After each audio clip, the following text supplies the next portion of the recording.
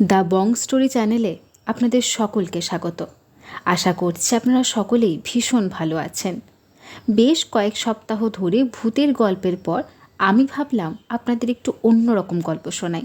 আমাদের বাংলা সাহিত্যে ভূতের গল্প ছাড়াও আরও কত ভালো ভালো গল্প আছে। তাই আমি যখনই কোনো ছোট গল্প পড়ি আমার মনে হয় এই গল্পটা আপনাদের শোনাই। তেমন একটা গল্প আজকে আপনাদের শোনাবো, বিভূতিভূষণ বন্দ্যোপাধ্যায় রচিত মণি ডাক্তার। তাহলে চলুন শুরু করা যাক আজকের গল্প।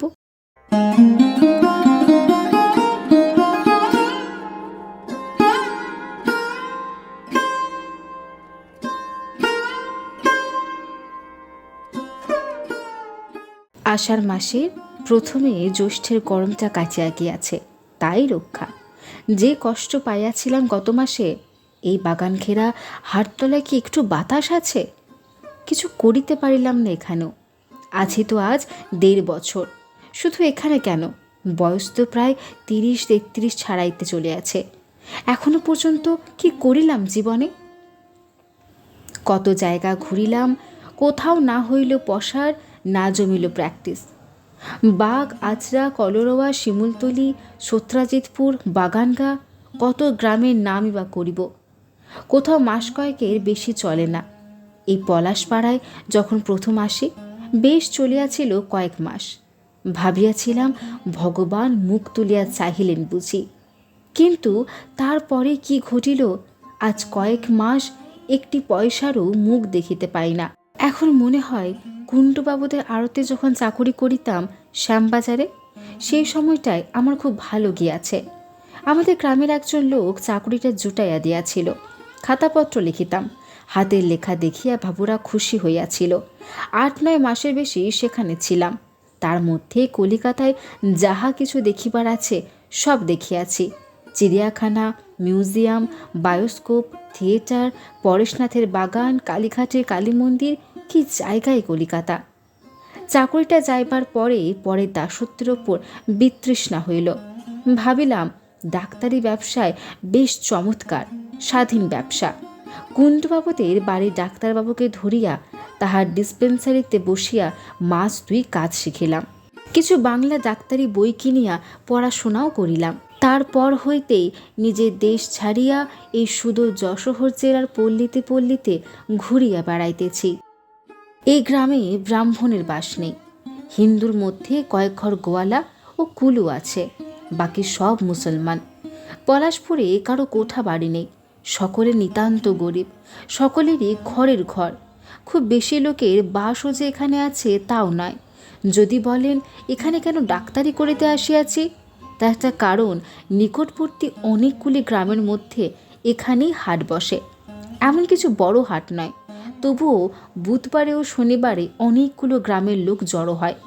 হাটতলায় কখানা খড়ের আটচলা ও সবাইপুরের গাঙ্গুলিতে 6 আনি তরফের কাছারি ঘর আছে। কাছারি ঘরখানা দেওয়ালবিহীন খড়ের ঘর। বছরের মধ্যে কিস্তির সময় জমিদারের তহসিলদার আসিয়া 2 মাস থাকিয়া খাজনাপত্র আদায় করিয়া চলিয়া যায়। সুতরাং ঘরখানা ভালো করিবার দিকে কাহারও দৃষ্টি নাই। ঘরের অবস্থা অত্যন্ত খারাপ। সারা মেঝেতে ইঁদুরের গর্ত, মটকা দিয়া বর্ষার জল পড়ে। ঝড়ঝাপটা হইলে ঘরের মধ্যে বসিয়াও ভিজিতে হয়। 6 আনির বাবুদের এহেন কাছারি ঘরে নায়েবকে বলিয়া কহিয়া আশ্রয় লইয়া আছি। একাই থাকি। এদিকে সব গায়ের মতো এ গায়েও বনজঙ্গল, বাঁশবন, প্রাচীন আমের বাগান বড্ড বেশি। হাটতলার 3 দিক ঘিরিয়া নিবিড় বাঁশবন, আম বাগান। একদিকে সুরি জঙ্গলের গা ধরিয়া 8 পোয়া পথ গেলে বেত্রবতী নদী, স্থানীয় নাম বেতনা। বন জঙ্গলের দরুন দিনের বেলায়ও হাটতলাটা যেন খানিকটা অন্ধকার দেখায়। রাত হইলে হাটতলায় লোকজন থাকে না। 2-1খানা যা দোকানপত্র আছে, দোকানিরা বন্ধ করিয়া চলিয়া যাইবার পরে হাটতলা একেবারেই নির্জন হইয়া পড়ে। বনে ঝোপে ঝাড়ে বাঁশবাগানে জোনাকি জলে। কচিত ফুটন্ত ঘেটকোল ফুলের দুর্গন্ধ বাহির হয়। উত্তর দিকেই শিমুল গাছটায় প্যাঁচা ডাকে। আমি একা বসিয়া ভাত রাঁধি। কোন কোন দিন ভাত চড়াইয়া দিয়া একতারাটা হাতে লইয়া আপন মনে গান করি। আজ ৬-৭ মাস একটা পয়সা আই নাই। হাটে ঢেড়া পিটিয়া দিয়াছি, 4 আনা ভিজিট লইব। ওষুধের দাম দাগ পিছু 1 আনা। তবুও রোগীর দেখা নাই। ভাগ্যে মুজিবুর রহমান লোকটা ভালো, নিজের দোকান হইতে আজ 4-5 মাস ধারে চাল ডাল দেয়, তাই কোনো রকমে চলিতেছে।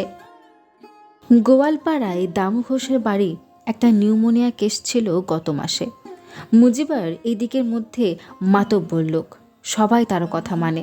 তাকে ধরিয়া সুপারিশ করাইয়াছিলাম দামু ঘোষের কাছে, কিন্তু শেষ পর্যন্ত আমায় না ডাকিল গিয়া বলরামপুরের অবিনাশ শেখরা কবিরাজকে।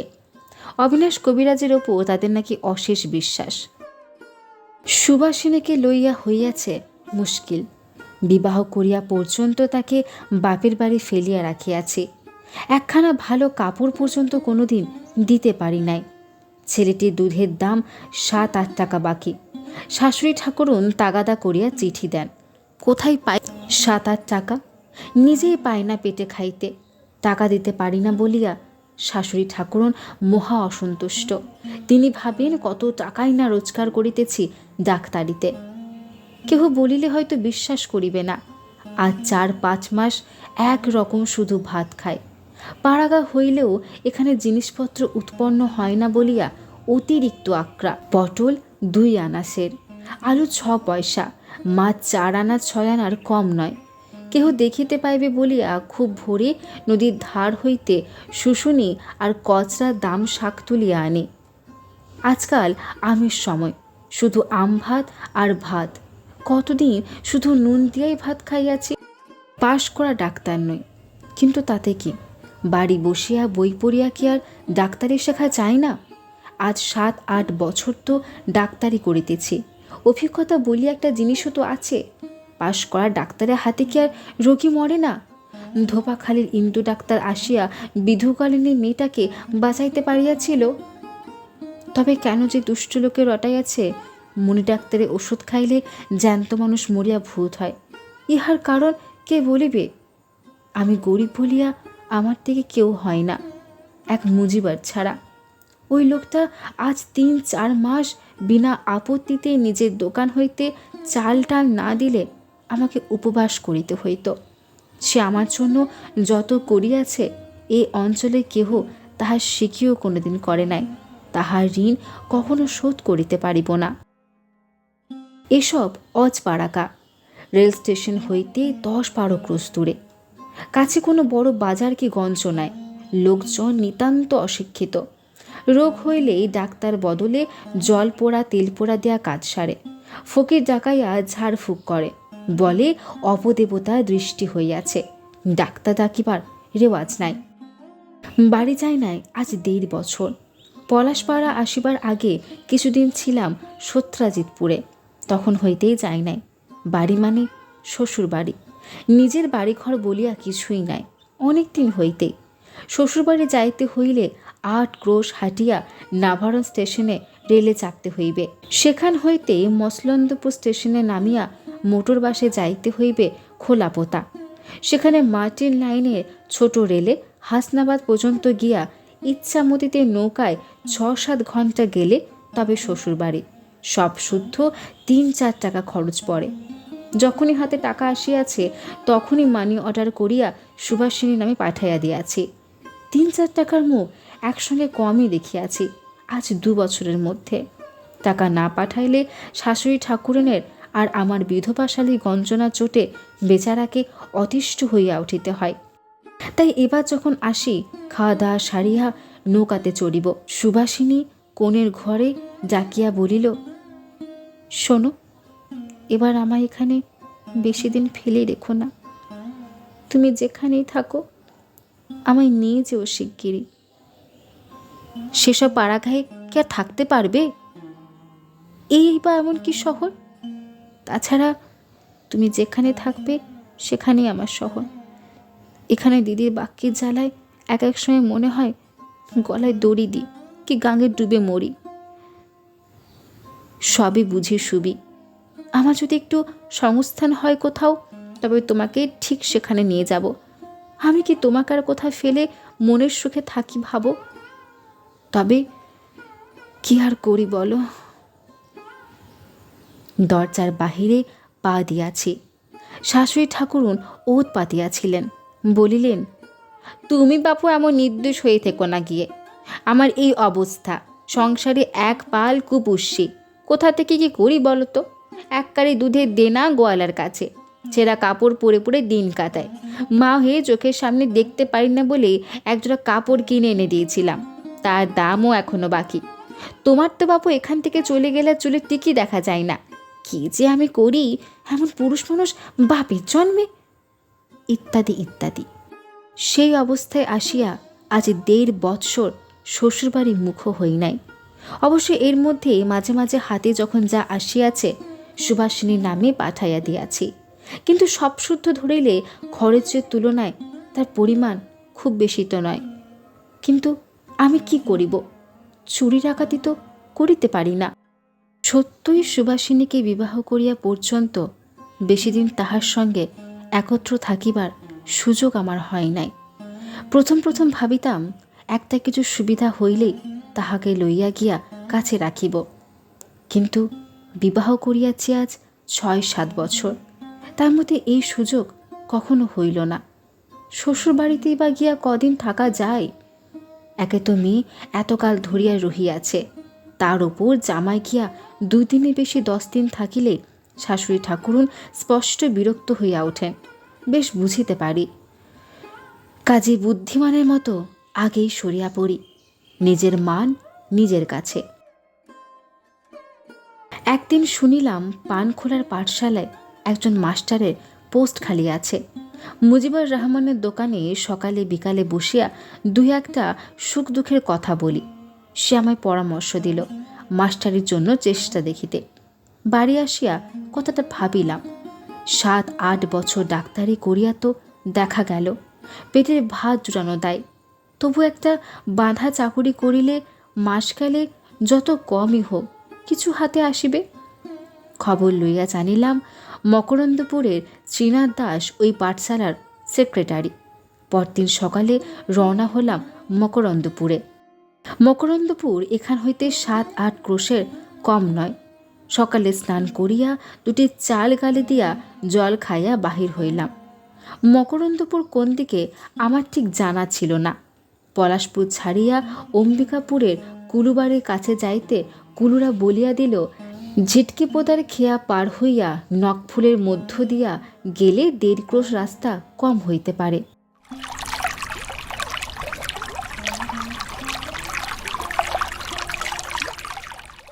সকাল 8টার মধ্যে খেয়া পার হইলাম।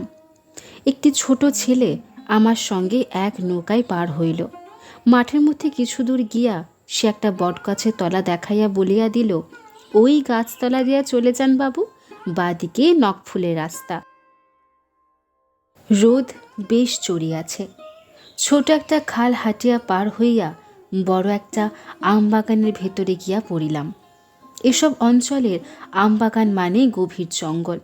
তার মধ্যে অতি কষ্টে পথ খুঁজিয়া লইয়া বাগানটা পার হইয়া যাইতেই একটা কোঠা বাড়ি দেখা গেল। ক্রমে অনেকগুলি দালান কোঠা পথের ধারে দেখা যাইতে লাগিল। অধিকাংশই পুরাতন। প্রাচীন কার্নিশে দেওয়ালে বট অশ্বত্থের চারা গজাইয়াছে। গ্রামখানা ছাড়াইয়া মাঠের মধ্যে একটা বটগাছের ছায়ায় কিছুক্ষণ বসিয়া রহিলাম। পিপাসা পাইয়াছে। ভাবিলাম নখফুলে কাহারো বাড়ি জল চাহিয়া খাইলেই হইত। এদিকে শুধুই মাঠ, নিকটে আর কোনো গ্রামও তো নজরে পড়ে না। পুনরায় পথ হাঁটিতে লাগিলাম। পথে সবই চাষাদের গা পড়িতে লাগিল। ব্রাহ্মণ মানুষ যেখানে সেখানে তো জল খাইতে পারি না। সুদূরপুর, চাতরা, নলদি, মামুদপুর, তারপরেই পড়িল আরও একটা মাঠ। বেলা তখন দুপুর ঘুরিয়া গিয়াছে। কিছু খাইতে পাইলে ভালোই হইত। পেট জ্বলিয়া উঠিল। আপাতত জল খাইলেও চলিত।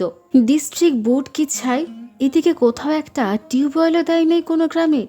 মাঠের মধ্যে কোথাও কি একটা পুকুরও নাই। মেটে রাস্তায় হাঁটিয়া যখন নদীর ধারে পৌঁছিলাম তখন সন্ধ্যা হইয়া গিয়াছে। পৌঁছিয়া দেখি খেয়াঘাট কচুরিপানায় বুঝিয়া গিয়াছে। খেয়ার নৌকাখানি ডুবানো অবস্থায় এপারে বাঁধা, কোনো জনপ্রাণী নাই। কি বিপদ! এখন পার হওয়ার কি করি? নিকটে একটা চাষাগা, সেখানে খোঁজ লইয়া জানিলাম কচুরিপানায় ঘাট বুঝিয়া যাওয়ায় সেখানকার খেয়া আজ মাসখানেক যাবৎ বন্ধ। আরও ক্রোশখানেক উজানে খালিশপুরের ঘাটে খেয়া পড়িতেছে। খেয়া পড়িতেছে। এই অবস্থায় মাঠ ভাঙ্গিয়া এক ক্রোশ নদীর ধারে ধারে খালিশপুর পর্যন্ত যাওয়া তো দেখিতেছি বড় কষ্ট। পুনরায় জিজ্ঞাসা করিয়া জানিলাম পোয়াটাক পথ গিয়া একটা বড় শিমুল গাছের নিচে নদী হাঁটিয়া পার হওয়া যায়। অন্ধকারে ৮ মাইল হাঁটিয়া নদীর পাড়ে একটা শিমুল গাছ দেখা গেল বটে, কিন্তু জল সেখানে বিশেষ কম বলিয়া মনে হইল না। জলে তো নামিলাম।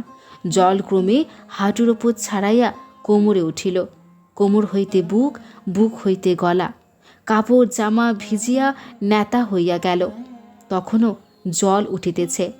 নাকে আসিয়া যখন ঠেকিল তখন পায়ের বুড়ো আঙুলে ভর দিয়া ডিঙ্গি মারিয়া চলিতেছি। অন্ধকার হইয়া গিয়াছে।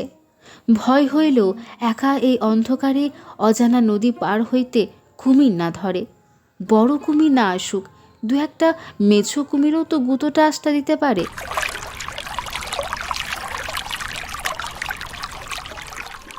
কোনো রকমে ওপারে গিয়া উঠিলাম। কোনো দিকে লোকালয় নাই, একটা আলো জ্বলে না এই অন্ধকারে। একটা জায়গায় মাঠের মধ্যে 2 দিকে রাস্তা গিয়াছে। মকরন্দপুরের রাস্তা কোন দিকে, ডাইনে না বাই? কে বলিয়া দিবে? জনমানবের চিহ্ন নাই কোথাও। ভাগ্য আবার এমনই, ভাবিয়া চিন্তিয়া যে পথটি ধরিলাম সেইটি কি ঠিক ভুল পথ?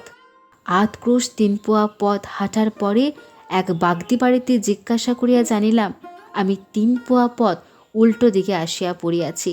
যাওয়া উচিত ছিল ডাইনের পথে, আসিয়াছি বাঁয়ের পথে। আবার তখন ফিরিয়া গিয়া সেই পথে মোড়ে আসিলাম। সেখান হইতে ডাইনের পথ ধরিলাম।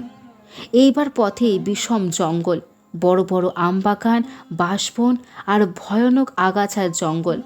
আমি জানিতাম এখানে খুব বাঘের ভয়। দিন মানে গরু বাছুর বাঘে লইয়া যায়। একবার আমি একটা রোগীর চিকিৎসা করি, তাহার কাঁধে গৌবাঘায় থাবা মারিয়াছিল। ভীষণ অন্ধকারে রাস্তা হাঁটা বেজায় কষ্ট। পাকা আমবাড়ি পড়িয়া পথ ছাইয়া আছে। এসব অঞ্চলে এত আম যে আমের দর নাই। তলায় পড়া আম কেউ একটা কুড়াই না। অন্ধকারে আমের ওপর দিয়া পা পিছলাইতে যাইতে লাগিল। আম তো ভালো, সাপের ঘাড়ে পা দিলেই আমার ডাক্তার লীলা অচিরাত সাঙ্গ করিতে হইবে, তাই ভাবিতেছি।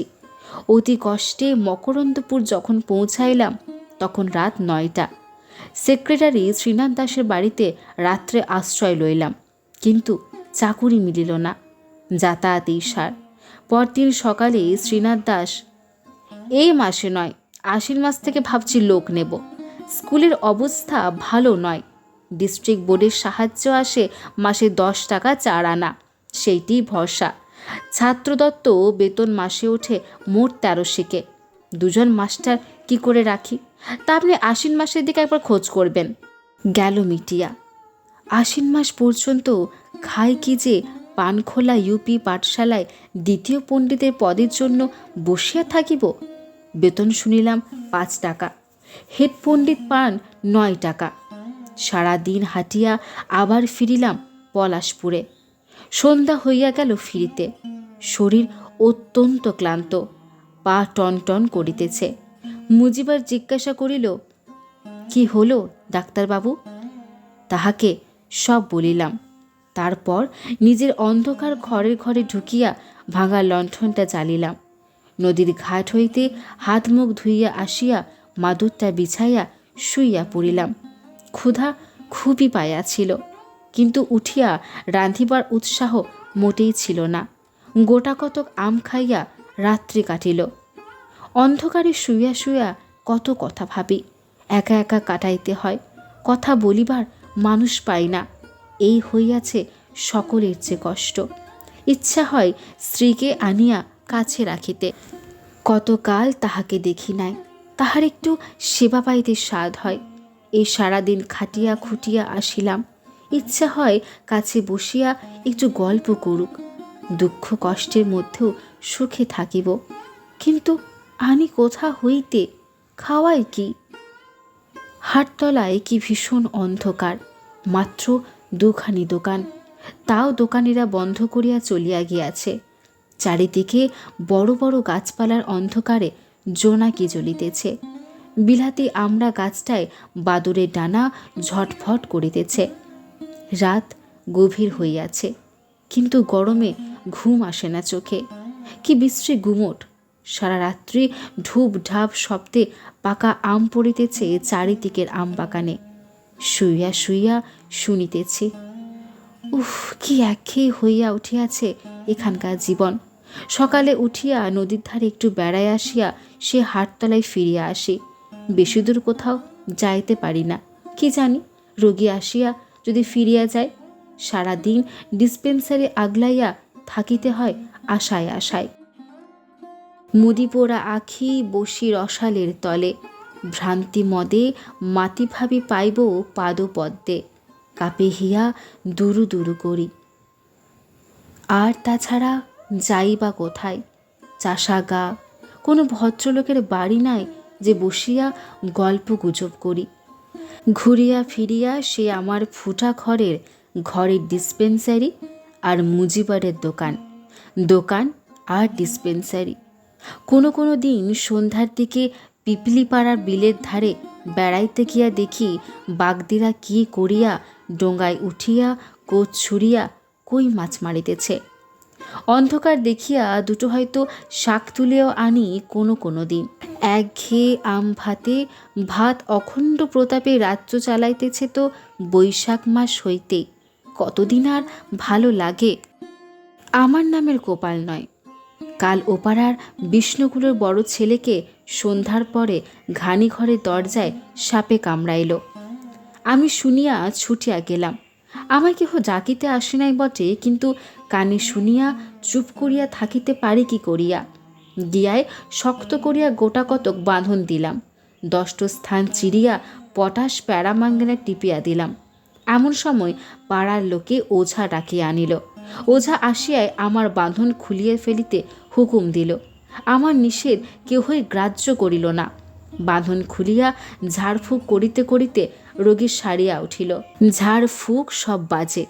আমার বাঁধনে আর পটাশ পারমাঙ্গানেন্টে কাজ হয়েছিল।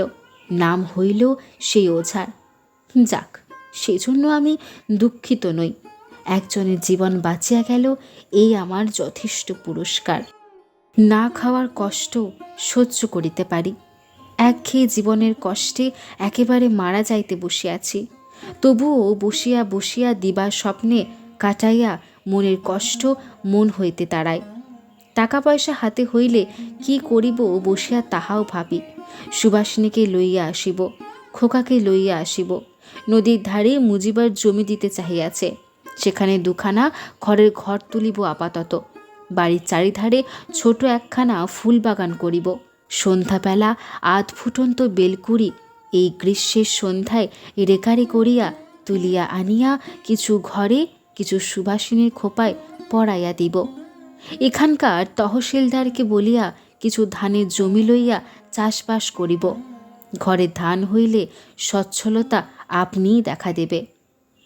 ভাদ্র মাসে একদিন ডিসপেন্সারি ঘরে বসিয়া আছি। দেখি যে একটি মেয়ে হাটতলার বনের মধ্যে জামতলায় কি খুঁজিয়া বেড়াইতেছে। আমায় দেখিয়া আমার দিকে চাহিয়া রহিল। বলিলাম, কি খুঁজছ ওখানে খুকি? মেয়েটি লাজুক সুরে বলিল, ঘেটকোলের ডগা। কি হবে ঘেটকোলের ডগায়? ঘেটকোলের ডগা তো খায়। কথাটা জানিতাম না। ঘেটকোলের ডগা যদি খাওয়া যায় তবে তো আমার তরকারি কিনিবার সমস্যা ঘুচিয়া যায়। হাটতলায় চারিদিকের বন জঙ্গলে দেখিতেছি বহু ঘেটকোল গাছ আছে, কিন্তু গাছটি চিনিতাম না। নাম শুনিয়া আসিয়াছি বটে। বলিলাম, কই কীরকম গাছ দেখি। মেয়েটি বলিল, এই দেখুন, কচু গাছের মতো দেখতে, কিন্তু একটা পাতা 3টে ভাঁজ করা। কি করে খায়? যেমন ইচ্ছে, ছেঁচকি করে খায়, চচ্চড়ি করেও খায়। খাবেন? দেব তুলে। মেয়েটির কাছে একটু চাল দেখাইলাম। ডাক্তারবাবু হইয়া বুনো ঘেট কোলে ডগা কি করিয়া খাইব? তবে যদি নিতান্তই খাইতে হয়, সেই অবজ্ঞাত বন উদ্ভিদের প্রতি নিতান্ত কৃপা করিয়াই খাইব, এই ভাবটা দেখাইবার চেষ্টা করিলাম। বলিলাম, ওসব কচু ঘেঁচু ডগা কে রাঁধবে? কি করে রাঁধতে হয়? মেয়েটি শিখাইয়া দিল। ঘেটকোলে ডগা ছেচকি রাঁধিবার প্রণালী একাটি ডগা তুলিয়া দিয়া গেল। যাইবার সময় আমার রান্নাঘরের দিকে চাহিয়া বলিল, এখানে কে থাকে? আমি থাকি। সে কথা নয়, আপনার সঙ্গে কে থাকে? রেঁধে বেড়ে দেয় কে? কেউ না, নিজেই। সেই হইতে মেয়েটি আমায় কেমন একটু কৃপার চক্ষে দেখিল বোধ হয়। যখনই সে হাটতলায় ঘেটকোলের ডগা সংগ্রহ করিতে আসিত, আমায় একাটি দিয়া যাইত। সকালের দিকেও আসিত, আবার বিকালেও আসিত। একদিন বৈকালে আপন মনে বসিয়া আছি। মেয়েটি আসিয়া দাওয়ার ধারে কচুর হইতে কিছু ডুমুর বাহির করিয়া রাখিয়া বলিল, এই বেলা হরিকুলুদের পুকুর পাড় থেকে ডুমুর পেরেছিলাম, তাই আপনাকে দুটো দিয়ে যাচ্ছি। মেয়েটি কে তা আমি কখনো জিজ্ঞাসা করি নাই। মেয়েটি দেখিতে ভালো, বেশ বড় বড় চোখ, বয়স 18-19 হইবে। গায়ের রং যতটা ফর্সা, এসব পাড়া গায়ে তত সুন্দর গায়ের রং প্রায়ই দেখা যায় না। তবে ব্রাহ্মণ কায়স্থের ঘরে মেয়ে নয়, দেখিলেই বোঝা যায়। সেদিন তাহার পরিচয় লইয়া জানিলাম সে সেই গ্রামেরই বিধু গোয়ালিনীর মেয়ে। তার ভালো নাম সম্ভবত প্রেমলতা বা ওই রকম কিছু, সবাই প্রমো বলিয়া ডাকে।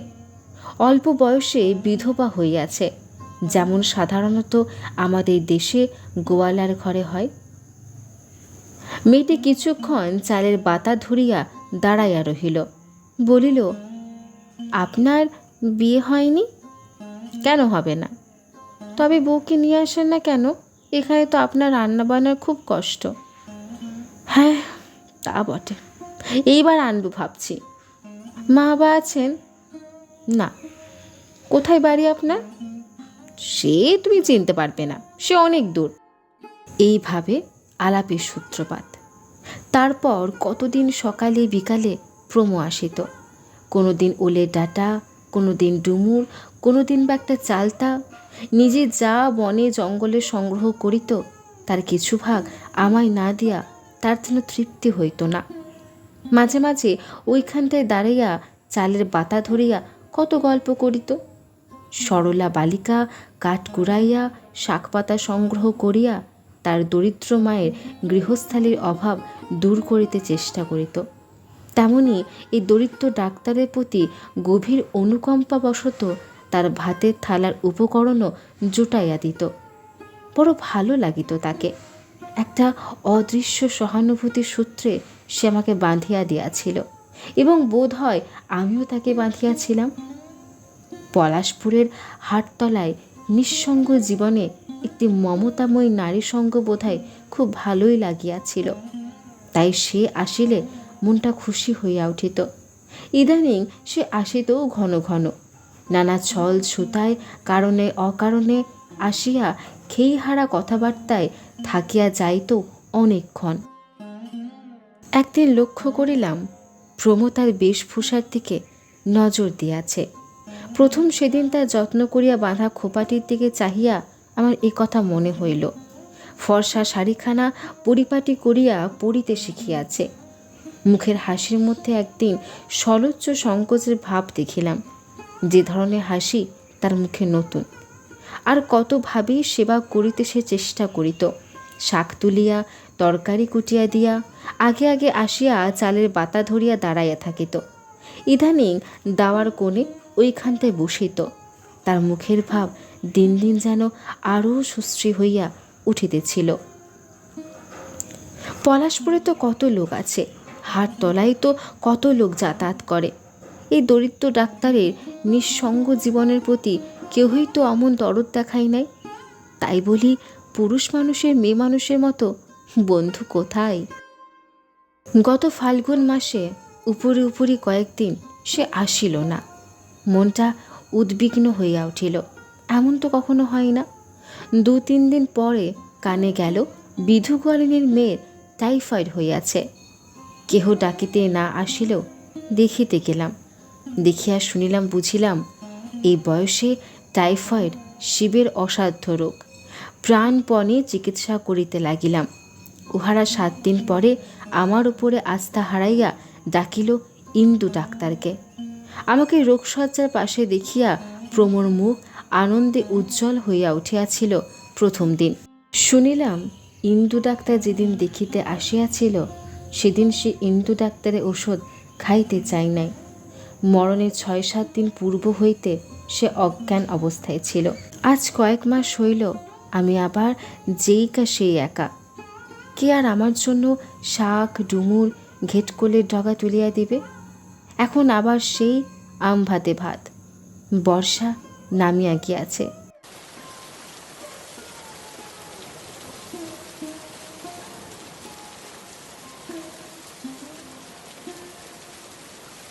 রাস্তাঘাটে বেজায় কাদা, মশার উৎপাত বাড়িয়াছে। হাটতলা চারিপাশের বাগানের বড় বড় গাছের মাথায় সারা দিন ধরিয়া মেঘ জমিতেছে।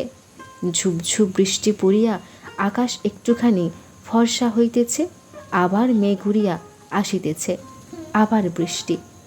জলে ভিজিয়া গাছের গুড়ি গুড়ির রং আবলুসের মতো কালো দেখাইতেছে। চুপ করিয়া বসিয়া থাকি। মনে হয় কারাগারে আবদ্ধ হইয়া আছি। যখন নিতান্ত অসহ্য হয়, মুজিবরের দোকানে গিয়ে বসি। নিচু চালাঘরের দোকান। রেডির তেল, কেরোসিনের তেল, জিরে মরিচ, খড়িমাটি, কড়া তামাক, আলকাতরা, পচা সর্ষের তেল সব মিলিয়া কেমন একটা গন্ধ খট্টায়। গন্ধটায় মন হু হু করে। মনে হয় এ কোথায় পাড়াগায়ে পড়িয়া আছি। কবে বেড়া জালের নাগপাশ হইতে মুক্তি পাইব? আদৌ মুক্তি পাইব কি না তাই বা কে জানে। জীবনটা যেন কেমন ধারা হইয়া গেল। তবুও যদি এত কষ্টেও এই একঘেয়ে অজপাড়া গায়েও আমার মনে হয় সব কষ্ট সহ্য করিতে পারিতাম যদি সুবাসিনী ও খোকা কাছে থাকিত। একবার যখন কলকাতায় থাকিতাম, ভবানীপুর দিয়ে আসিতেছি, দেখি একটা বড় বাড়ি হইতে দলে দলে মেয়েরা বই হাতে করিয়া বাহির হইতেছে। নানা বয়সের মেয়ে আছে তার মধ্যে। ভাবিলাম, এ কি, এত মেয়ে আসে কোথা হইতে? ব্যাপার কি একবার দেখিতে হইতেছে তো। তারপর জানিলাম সেটা একটা মেয়েদের কলেজ। কি চমৎকার সব মেয়ে ছিল তার মধ্যে, কেমন সব পরনে, কেমন চশমা, কি রূপ। আর একবার দেবেন্দ্র ঘোষ স্ট্রিট দিয়া যাইতেছিলাম। একটি বড় লোকের বাড়ির দোতলায় কোন এক মেয়ে গান গাইতেছিল। দাঁড়াইয়া দাঁড়াইয়া শুনিলাম। অমন সুন্দর গান তারপর আর কখনো শুনি নাই। কোথায় বা শুনিব? গানের কয়েকটি লাইন এখনো মনে আছে। প্রিয়, তুমি আসো নাই আজ ভোরে, মধুমালতীর নয়নে শিশির দোলে। সেসব গান আমাদের মতো মাটির মানুষের জন্য নয়। সারাদিন ঝমঝম বৃষ্টির পরে সন্ধ্যার সময়টা একটু বাদল থামিয়াছে। গাছপালার অন্ধকারের সঙ্গে আকাশের অন্ধকার মিলিয়া হাটতলা যেমন নির্জন তেমনি অন্ধকার। ডোবার জলে মনের আনন্দে ব্যাঙ ডাকিতেছে। প্রমো যেখানে ঘেটকুলে ডগা তুলিয়া বেড়াইত, সেই সব বনে ঝিঁঝি পোকার দল একঘেয়ে ঢাক জুড়িয়া দিয়াছে। জাম গাছের উঁচু ডালটা হইতে দমকা হাওয়া ঝরঝর করিয়া পাকা জাম বনের মধ্যে অন্ধকারে জলে ভেজা শ্যাওড়া বনের মাথায় পড়িতেছে। নির্জন সন্ধ্যায় একা বসিয়া ভাবি,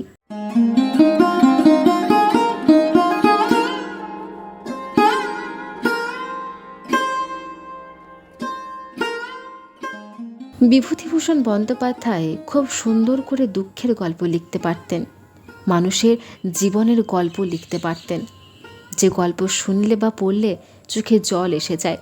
বুকের ভেতরটা হু হু করে ওঠে। ঠিক যেমন পথের পাঁচালী, অপুর সংসার, ঠেলাগাড়ি, পুঁই মাচা, আরও কত আছে। তেমন একটা গল্প এই মণি ডাক্তার। এই গল্প আপনাদের কেমন লাগলো তা অবশ্যই আমাদের জানাবেন।